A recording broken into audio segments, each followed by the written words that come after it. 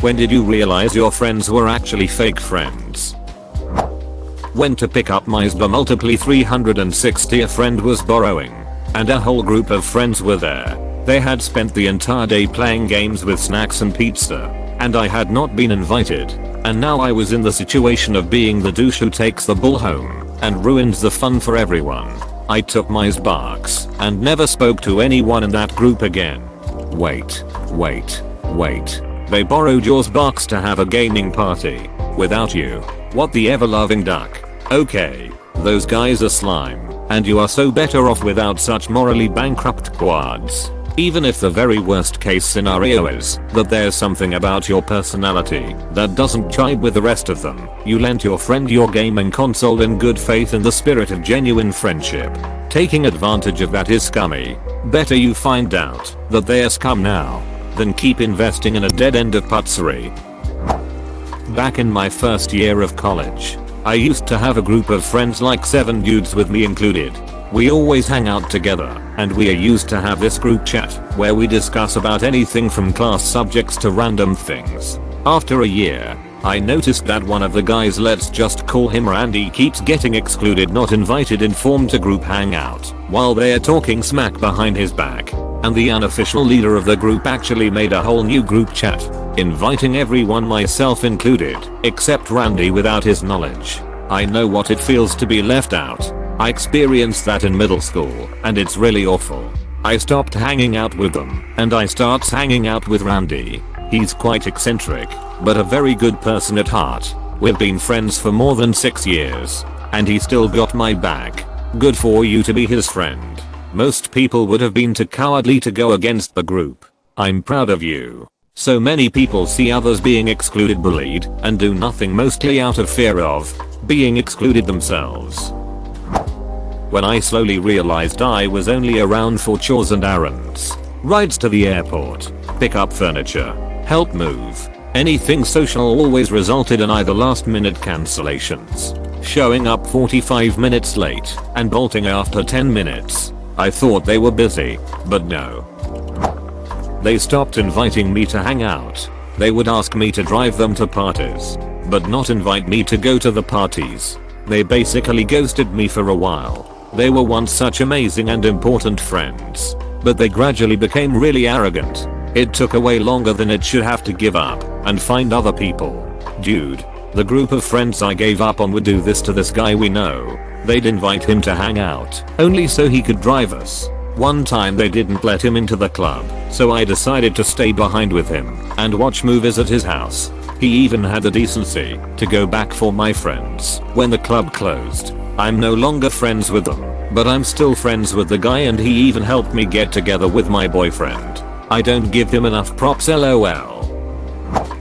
Whenever we were supposed to hang out, something came up, and that something was hanging out with other mutual friends. Yes, my best friend in high school used to do this to me all the time. On Wednesday, I'd ask if she wanted to see a movie Friday night. She'd always say maybe, if I can get out of doing whatever with my parents. Come Monday, I'd hear her talking about how great the movie was. Apparently, last minute her parents said she didn't have to go, and miraculously a group of people called right then and asked her to see the same movie. She'd always say, I figured you made other plans, when I confronted her about it. In reality, she'd just wait to see what the better option was and pick on Friday. God, that pissed me off. I had a friend that actually admitted that was the true intentions with the maybe. When I was babysitting her kids, things were going great. We would hang out all the time, have movie nights, and just talk and chill. But the second she no longer needed a babysitter was the second I got kicked to the curb. No explanation. Not even a text back. Some people will act like your best friend until they no longer need you. They're lost though. Yep, this happened to me. But more generally, had a friend who would only contact me when she needed something.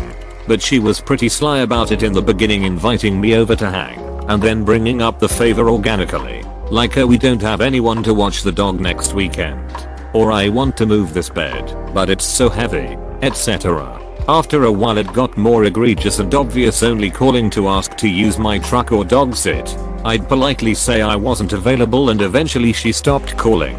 She still texts every now and then to catch up. She tried that a few times in the past, and it was always followed by a request despite my no longer responding. To this day I cringe when someone says hi friend. Her freaking catchphrase. When I was in school, all my friends and I did different A-levels. Despite us all having different lessons to each other, they would wait for each other to go to lunch together. But they would always forget me. Like I'd come out and they wouldn't be there. So I'd have lunch by myself. And then they'd come back and tell me they thought I was with them. I was the only one they didn't wait for. I've only seen one of them since we left school. She had forgotten my name. So that sucked. That happened to me. One time my friends all sat at a lunch table that was full and I was sat on one that was completely empty, and so I asked them to come sit by me and they said no. Those people suck. When my phone got stolen and I lost their phone numbers, mine stayed the same, but we just never talked again. When my Apple account got compromised and I lost my backup, when I changed phones I lost all of my numbers. I haven't gotten a text or call from any of my friends since. That was 5 years ago. I quit going on FB months ago. Only one person reached out to me and asked if everything was okay and how I was doing. That one person is a true friend. When I traded in my truck for a smaller, more eco-friendly vehicle, communication plummeted now that I can't haul furniture around, assist with moving as much, dispose of garbage, etc. Some people just use you for the stuff you have, and that is the worst type of people ever. Can confirm. My husband has a truck for work that he's allowed to use for personal things as well. His family expects him to drop everything anytime they need something moved or cleaned. For example, last June in the midst of super COVID outbreak in our state, his aunt and uncle who never call asked him to help move their son to his university. I was due any day with our first baby and facing the reality that if my husband was exposed, I'd have to be in the hospital by myself the whole time. He wouldn't be allowed to be there when his son is born. They didn't care. We had to tell them no multiple times until they finally stopped asking. His aunt and cousin ended up catching it after moving him into his dorm. So yeah, turns out I wasn't being a crazy new mom. They've all taken turns hating me because I don't allow them to take advantage of him anymore. When they stopped contacting me when I stopped drinking. I feel this. Used to have countless friends. Went out all the time. Lost control of myself and quit. Friends stopped calling. Now I'm a weird eccentric who hangs out in the woods in all my free time. Things are better this way. I have a couple friends who stuck around and the girl of my dreams. That's all I need. When you stop going to the bar you no longer exist to those who live that life. It messed with my head for a while, but I get it now. I was invited to the bachelorette party for one of the friends in this group. While at the party, I figured out that I was the only person not invited to the wedding. I had been invited to the party because they needed another person to chip in for expenses. What kind of human scum does that? It's amazing what people will do to get what they want because they deserve a perfect wedding experience. When I went through a divorce and was down to 700, most difficult period, and weeded out all those who friended me for my generosity because I was well settled. Started over and have like 2 true good friends. Edit. Thank you all for your well wishes and wisdom filled comments. Incredible how sometimes you get more support and well wishes from strangers than folks who led you to believe to be your well wishers. 2 real friends is better than 100 fake friends. Hope you're doing well. I flew out to support a friend going through a messy divorce. While I was there, she left me in the apartment to meet up with her boyfriend that I didn't know about. He turned out to have just been released from prison for manslaughter. Once she told me that, I told her that I didn't want to spend time with him, especially considering the circumstances of my visit. The next night, I woke up in the middle of the night to find him in the living room. She said that she thought it wouldn't matter since I was asleep. The next day, she invited her soon-to-be ex-husband over without telling me and then asked me to meditate their conversation once he got there. That conversation turned ugly fast, and she ended up storming out. He broke down and asked if I thought it was salvageable, and I told him that she had already moved on. Maybe not the best idea on my part, but at that point, she had shown me how vile of a person she is. He broke down and asked if I thought it was salvageable, and I told him that she had already moved on. Maybe not the best idea on my part. No, it was the right idea. You were being a good friend to that guy. After my divorce, we were couples friends, not individually. My wife and I separated, and she got the majority of our friends. Almost nobody checked in on me to see how I was doing. Then we decided to work it out and stay together, and now there's a whole list of people's birthdays I don't have to remember. When I returned to work, after being off for 3 months due to an injury, and I practically begged them to go grab a beer and do pub trivia, but all 3 of them passed because they had plans. Well, it turns out their plans were to go grab a beer and do pub trivia without me. Found out through social media. Deleted it shortly afterwards. I've been a lot less depressed about things since I've deleted social media and stopped looking at them as friends and just as work acquaintances. It took that for me to realize that the friendships were really one-sided, and I'm better off not pursuing anything other than being cordial at work. This was also when I realized who were my friends and who weren't. We were supposed to go to a tour and we saved our money and pulled them. Fake friends told me they had to cancel the plan because ticket prices got too high. Told me to wait a few days to get my money back. Real friends asked me why I bailed on them and were worried that I had an emergency. Turns out my fake friends didn't want me to come and instead would use my money for their booze, and told everyone else that I bailed out and took my money back so everyone else would give more for their booze allowance. That friendship ended, and I also learned my fake friends were alcoholics and weren't strangers to ducking over people to get what they want. Today one of them is alive. Their alcoholism ruined their lives and some even died from it. Was once told I'm trying to hang out with my real friends. It was an oof. One friend stopped replying to my texts right after we graduated from college. Like the same week we graduated. So, I was pretty much just a study buddy that they kept close to keep me helping them. This is basically all of the friends I made at various points in college. As soon as we don't see each other 3 times a week, they fade away. I get they're busy, but I didn't realize making lasting friendships as an adult would be so difficult.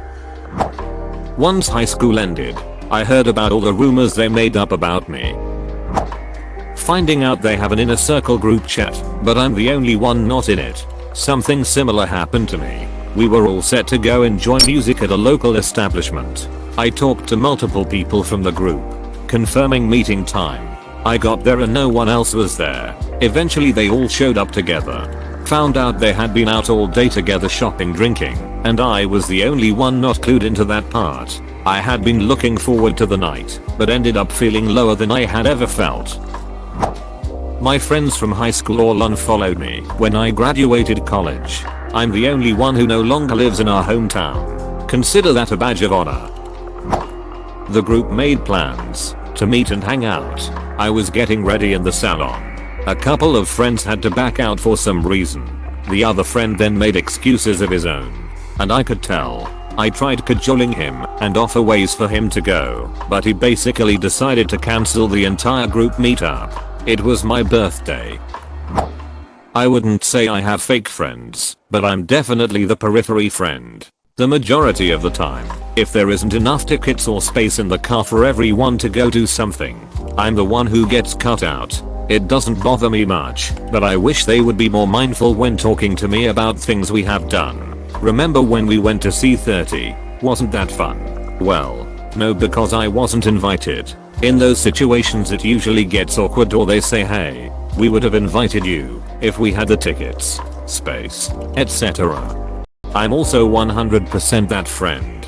I have one good friend that doesn't make me feel that way, but he lives an hour away and our lives don't exactly line up to be able to hang out often. But 99% of the time I'm the fifth wheel in whatever gathering I'm at. On the rare occasion I'm invited in the first place, I've been told that I'm laid back to the point of almost boring. I mean, I can't help that, I suppose. Shortly realized after quitting cocaine that a majority of my friends only kept me around so they could feel better about their own cocaine habits. I was heavily addicted and setting myself down a path I never once thought I could or would take. Stopped for my own benefit and health, and was treated like a selfish piece of shit for doing so. The next month ensued, and not one of them checked in to see how I was doing. But instead my high school best friend started sleeping with my ex-high school girlfriend. I was with her for 5 years and actually thought I was going to marry her at one point, who dumped me for doing cocaine, and is now an honorary member of the group I was cast out of, replaced with the person who partially fueled my substance abuse, who dumped me for substance abuse, by the group that didn't like me stopping my substance abuse, so they could all abuse substances together. It's now been over a year since I quit, and honestly couldn't be happier. Got rid of a cocaine addiction and about 1,000 pounds of dead weight, but it was an eye-opener to say the least. This was quite a few years ago. My ex and I were really friendly with another couple, did a ton of stuff together. Then they moved not far, and fairly shortly after my ex and I separated. They hung out with me for a few months, but then stopped calling. A few years later, I ran into both of them at a race, an ultra marathon, and they both pretended like they didn't know me. That was actually a really painful moment. I just posted something similar. When I was married, we were in a friend group with 3 other couples on our street. My ex cheated and we divorced. The group kept inviting both of us to the same events because they didn't want to pick sides. I moved out of the neighborhood and realized they were proximity friends, not real friends. That hurt a lot. I've actually come to accept that proximity friends are still a type of friend. A friend for life is a rare thing, and it's okay that not every friend you ever make will last forever. Who off? This one hurt. When I was married, we had a friend group of 3 couples from our street. We went to football games, trips to the beach, and spent holidays at each other's homes. After the divorce, I went traveling for a year, then moved to a condo downtown in our city. I'd had lunch with the wives. After returning from traveling, I thought we were still friends. I was sitting on my 2nd floor balcony of my new condo one night about 8 p.m. and saw them walking down the street. I said, "Hi, so good to see you." They'd all been out to dinner and were headed to another couple's apartment who had moved downtown while their house was being renovated for a quick drink. I was excited to see them and asked them to stop by on their way back to where they'd parked. I tidied up my place and anxiously awaited seeing my old pals. I was texting with one of the ladies during the wait. About 9 p.m. I saw them walking and chatting back towards my place.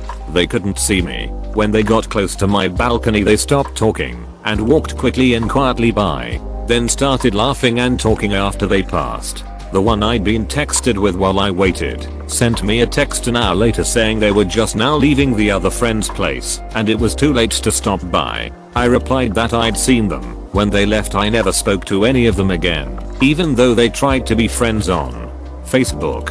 I wasn't hurt that they couldn't stop by on short notice. It was that they made me a joke and it really hurt. Too long didn't read. Don't expect to stay friends with couples you were friends with when you were part of a couple. My so-called friends invited me to a party, and then at the last moment, they texted the group that no one's coming and the party is cancelled. Well, they had the party that day. Everyone went there. They just had decided they didn't want me there cause I was boring and not a fun person. So they told me that there was no party happening. It hurt a lot. It was a terrible day for me.